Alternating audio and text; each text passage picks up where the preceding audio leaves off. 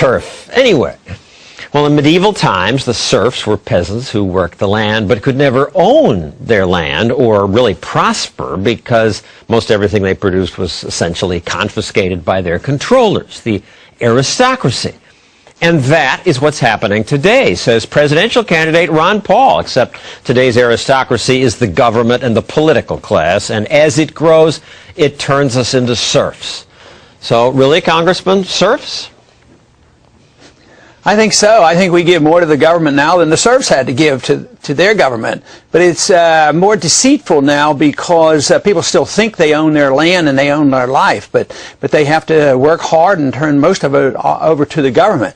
So, no, I think he was on to something. Matter of fact, The Road to Serfdom was probably the first serious economic book that I read. He was one that got me interested. And I felt very fortunate that on one visit he had in the early 80s to Washington, D.C., I was fortunate enough to have dinner with him. So I feel, an attachment to him intellectually. He was absolutely right on the road to serfdom. So we're in serious trouble. And if we don't take good advice from economists like Hayek, things are going to get a lot worse. The serfdom that we are suffering from is going to get much worse, and there's going to be a lot more people suffering the consequences.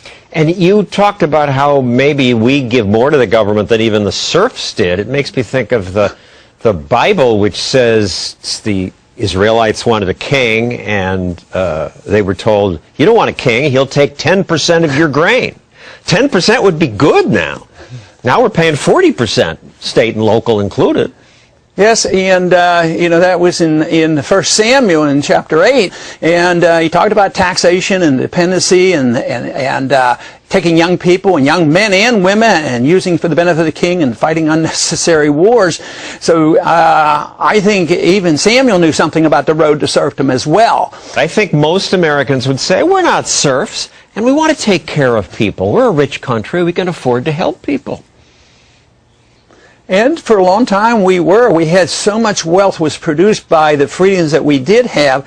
Then we lived off what we had saved, and we lived off our image. Now we live off our military power, which conveys strength, but we also live off the fact that there's still a lot of trust in us and hope for us, and they still allow us to print money endlessly.